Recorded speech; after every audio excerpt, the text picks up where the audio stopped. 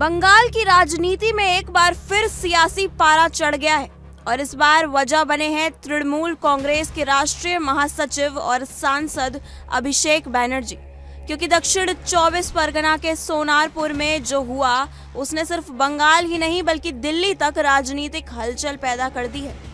एक तरफ पत्थरबाजी, दूसरी तरफ अंडों की बारिश, भीड़ के बीच लगे चोर चोर के नारे और बीच में मौजूद थे टीएमसी के सबसे बड़े नेताओं में से एक अभिषेक बैनर्जी। सबसे बड़ा दावा यह है कि अगर अभिषेक ने हेलमेट नहीं पहना होता तो मामला और गंभीर हो सकता था। अब पुलिस ने इस मामले में बड़ी कार्रवाई करते हुए 5 लोगों को गिरफ्तार किया है। इनमें वो 2 चेहरे भी शामिल बताए जा रहे हैं जो वायरल वीडियो में कथित तौर पर पत्थर फेंकते दिखाई दे रहे थे। लेकिन सवाल सिर्फ गिरफ्तारी का नहीं है। सवाल ये है कि क्या बंगाल की राजनीति अब विरोध से आगे बढ़कर सीधे हिंसा के दौर में पहुंच चुकी है? क्या नेताओं पर हमले अब नई राजनीतिक रणनीति बनते जा रहे हैं? और क्या ये घटना आने वाले विधानसभा चुनावों की झलक है? दोस्तों, पूरा मामला उस वक्त शुरू हुआ जब अभिषेक बैनर्जी चुनाव बाद हुई हिंसा में मारे गए टीएमसी कार्यकर्ता संजू कर्माकर के परिवार से मिलने सोनारपुर पहुंचे थे। टीएमसी का दावा है कि जैसे ही उनका काफिला इलाके में पहुंचा, अचानक भीड़ जमा हो गई।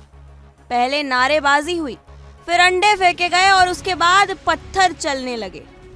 सोशल मीडिया पर वायरल वीडियो में अफरा तफरी का माहौल साफ दिखाई देता है। सुरक्षाकर्मी अभिषेक को घेरकर निकालने की कोशिश करते नजर आते हैं, जबकि दूसरी तरफ नारेबाजी लगातार जारी रहती है। दिलचस्प बात यह है कि हमले के बावजूद अभिषेक बैनर्जी वहां से वापस नहीं लौटे। उन्होंने मृत टीएमसी कार्यकर्ता के परिवार से मुलाकात की और उसके बाद ही इलाके से रवाना हुए। यहीं से ये घटना राजनीतिक हमले से राजनीतिक संदेश में बदल गई। अभिषेक ने साफ कहा, हम ऐसे हमलों से डरने वाले नहीं हैं। अब इस बयान को टीएमसी अपने कार्यकर्ताओं के लिए एक राजनीतिक संदेश के रूप में पेश कर रही है। लेकिन कहानी यहीं खत्म नहीं होती। इस घटना के बाद बंगाल की मुख्यमंत्री और टीएमसी सुप्रीमो ममता बनर्जी बेहद आक्रामक नजर आईं। ममता ने दावा किया कि अगर अभिषेक के सिर पर हेलमेट नहीं होता तो उनकी जान भी जा सकती थी। उन्होंने कहा कि हमले में अभिषेक को सीने और पसलियों में चोटें आई हैं। ममता बनर्जी ने सीधे तौर पर इस घटना के लिए भाजपा को जिम्मेदार ठहराया। हालांकि भाजपा ने इन आरोपों को सिरे से खारिज कर दिया है। भाजपा का कहना है कि टीएमसी अपनी राजनीतिक विफलताओं को छिपाने के लिए विरोध को हिंसा का नाम दे रही है। यानी घटना एक, लेकिन आरोप और जवाबी आरोप कई।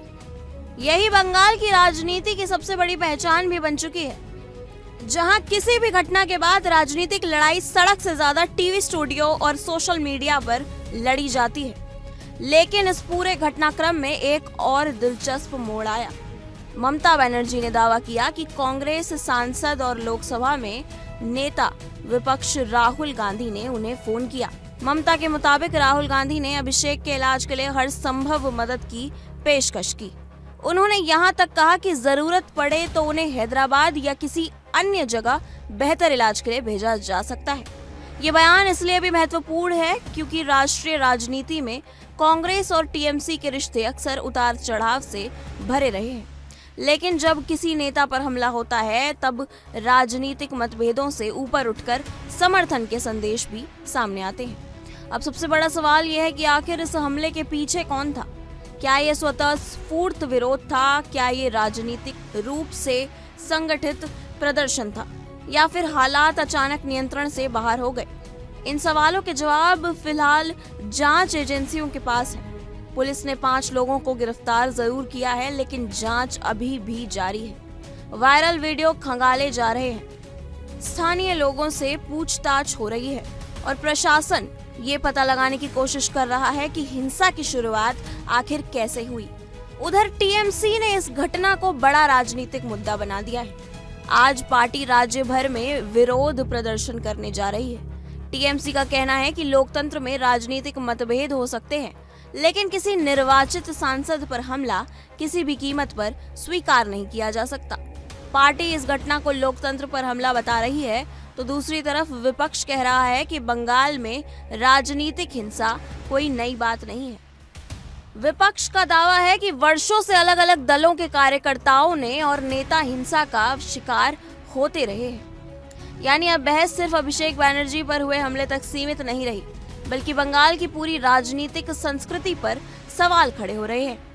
दोस्तों, अगर हम पिछले कुछ वर्षों का रिकॉर्ड देखें तो बंगाल में चुनावी हिंसा, राजनीतिक टकराव और सड़क पर संघर्ष की घटनाएं लगातार सुर्खियों में रही हैं। हर चुनाव के बाद आरोप लगते हैं, हर बड़ी घटना के बाद जांच की मांग होती है। हर राजनीतिक दल खुद को पीड़ित और दूसरे को दोषी बताता है, लेकिन सबसे बड़ा नुकसान लोकतंत्र की उस भावना को होता है जिसमें विचारों की लड़ाई वोट से लड़ी जानी चाहिए, पत्थरों से नहीं। फिलहाल पूरे मामले पर देश की नजर बनी हुई है।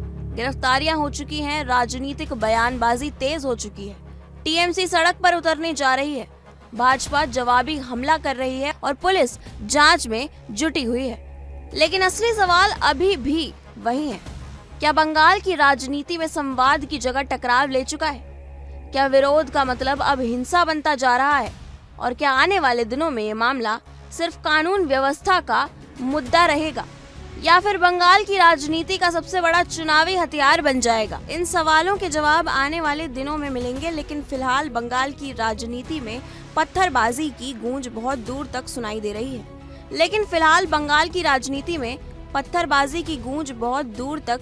रही है। और दोस्तों, अगर आप इस पूरे घटनाक्रम को सिर्फ एक हमले के तौर पर देख रहे हैं तो शायद आप बंगाल की राजनीति की बड़ी तस्वीर को मिस कर रहे हैं, क्योंकि ये मामला सिर्फ अभिषेक बनर्जी तक सीमित नहीं है। ये मामला उस राजनीतिक माहौल की कहानी भी है जहां चुनाव खत्म हो जाते हैं लेकिन राजनीतिक जंग खत्म नहीं होती, जहां वोटों की गिनती पूरी हो जाती है लेकिन आरोप प्रत्यारोप का सिलसिला जारी रहता है, जहां राजनीतिक दल एक दूसरे के खिलाफ सिर्फ मंचों पर नहीं बल्कि सड़कों पर भी ताकत दिखाने की कोशिश करते हैं। और यही वजह है कि सोनारपुर की ये घटना अब एक स्थानीय घटना नहीं रह गई है, ये राज्य की राजनीति का राष्ट्रीय मुद्दा बन चुकी है। याद रखिए, अभिषेक बनर्जी सिर्फ एक सांसद नहीं है, वो टीएमसी के सबसे प्रभावशाली नेताओं में गिने जाते हैं। उन्हें ममता बनर्जी के राजनीतिक उत्तराधिकारी के तौर पर भी देखा जाता है। ऐसे में उन पर हुआ हमला सीधे सीधे टीएमसी के राजनीतिक नेतृत्व पर हमला माना जा रहा है। यही कारण है कि पार्टी इस हमले को इतनी आक्रामकता से उठा रही है। टीएमसी के नेताओं का कहना है कि अगर राज्य के एक बड़े नेता और सांसद की सुरक्षा पर सवाल खड़े हो सकते हैं तो आम कार्यकर्ताओं की स्थिति का अंदाजा लगाया जा सकता है। दूसरी तरफ विपक्ष भी पीछे हटने को तैयार नहीं दिख रहा। विपक्ष का कहना है कि बंगाल में राजनीतिक हिंसा का मुद्दा नया नहीं है। उनका आरोप है कि वर्षों से विपक्षी कार्यकर्ता भी हमलों का सामना करते रहे हैं, यानी दोनों पक्ष अपने अपने राजनीतिक नैरेटिव को मजबूत करने में जुटे हुए हैं। और इसी बीच सबसे बड़ा सवाल आम जनता पूछ रही है, क्या बंगाल की राजनीति में अब संवाद की जगह टकराव ने ले ली है? क्या विरोध प्रदर्शन का मतलब अब हिंसा हो गया है? क्या लोकतांत्रिक असहमति अब सड़कों पर शक्ति प्रदर्शन में बदलती जा रही है? दोस्तों, लोकतंत्र की सबसे बड़ी खूबसूरती ये होती है कि यहाँ विचारों की लड़ाई विचारों से लड़ी जाती है, भाषणों से लड़ी जाती है, मत पत्र से लड़ी जाती है। लेकिन जब बहस की जगह पत्थर ले लेते हैं तो नुकसान सिर्फ किसी एक नेता का नहीं होता, नुकसान लोकतंत्र की उस आत्मा का होता है जो मतभेदों के बावजूद संवाद पर विश्वास करती है। अब निगाहें पुलिस जांच पर टिकी हैं। क्या गिरफ्तार किए गए 5 लोग ही इस घटना के पीछे थे? क्या इसके पीछे कोई बड़ी साजिश थी? क्या ये अचानक भड़का विरोध था या पहले से तैयार योजना? इन सवालों के जवाब आने वाले दिनों में सामने आ सकते हैं। लेकिन एक बात साफ है, इस घटना ने बंगाल की राजनीति को एक बार फिर उबाल पर ला दिया है। टीएमसी सड़कों पर उतर रही है, भाजपा जवाबी मोर्चा खोल रही है, राजनीतिक बयान और तीखे होते जा रहे हैं और हर गुजरते दिन के साथ ये मामला और ज्यादा राजनीतिक रंग लेता जा रहा है। अब देखना होगा कि ये विवाद सिर्फ कुछ दिनों की सुर्खियां बनकर रह जाता है या फिर आने वाले चुनावों में एक बड़े राजनीतिक हथियार के रूप में इस्तेमाल किया जाता है, क्योंकि भारतीय राजनीति में कई बार एक घटना, एक वीडियो, एक हमला या एक बयान पूरे चुनावी नैरेटिव को बदल देता है। और फिलहाल ऐसा लग रहा है कि सोनारपुर की ये घटना भी उसी दिशा में बढ़ रही है। तो क्या अभिषेक बनर्जी पर हुआ हमला बंगाल की राजनीति की टर्निंग पॉइंट बनेगा? क्या गिरफ्तारियों के बाद पूरे मामले का सच सामने आएगा या फिर जांच के बाद तस्वीर कुछ और ही निकलेगी? इन सभी सवालों के जवाब आने वाले दिनों में मिलेंगे, लेकिन अभी के लिए इतना तय है कि बंगाल की सियासत में एक पत्थर ने ऐसा तूफान खड़ा कर दिया है जिसकी गूंज कोलकाता से लेकर दिल्ली तक सुनाई दे रही है और जिसकी प्रतिध्वनि आने वाले कई दिनों तक भारतीय राजनीति में सुनाई देती रहेगी। फिलहाल के लिए इस रिपोर्ट में इतना ही। अपनी राय हमें कमेंट सेक्शन में जरूर बताएं और देश और दुनिया से जुड़ी तमाम बड़ी खबरों के लिए जुड़े रहिए इंडिया डेली के साथ। देखिए इंडिया डेली 24/7 अब आपकी स्मार्ट टीवी पर। इंडिया डेली मौजूद है सभी डिजिटल प्लेटफॉर्म पर लाइव और लगातार। इंडिया डेली 24/7 हर दिन राष्ट्र को समर्पित।